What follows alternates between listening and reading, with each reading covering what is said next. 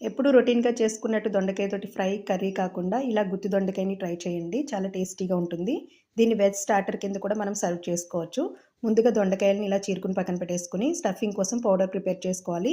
దానికోసం స్టవ్ వెలిగించుకొని, పాన్ పెట్టుకొని, ఆయిల్ లేకుండా మనం డ్రై ఫ్రై చేసుకోవాలి.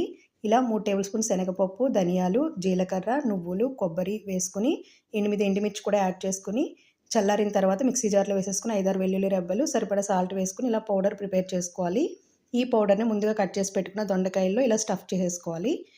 తర్వాత స్టవ్ వెలిగించుకొని పాన్ పెట్టుకొని ఆయిల్ వేసుకొని 1 టేబుల్ స్పూన్ పసుపు, కారం యాడ్ చేసుకొని ఈ దొండకాయలని ఆయిల్‌లో వేసేసుకొని మిగిలిన పౌడర్ కూడా పైన వేసేసుకొని మూత పెట్టుకొని మగ్గించుకోవాలి. మధ్య మధ్యలో మూత తీసుకుంటూ మీరు కలుపుకుంటూ ఉంటే కనుక ఫైనల్‌గా ఒక 40 మినిట్స్ తర్వాత మనకి ఇలా రెడీ అయిపోతుందండి. చూసారు కదా ఎంతో సింపుల్‌గా గుత్తి దొండకాయని ఎలా ప్రిపేర్ చేసుకోవాలో మీరు కూడా తప్పకుండా ట్రై చేయండి.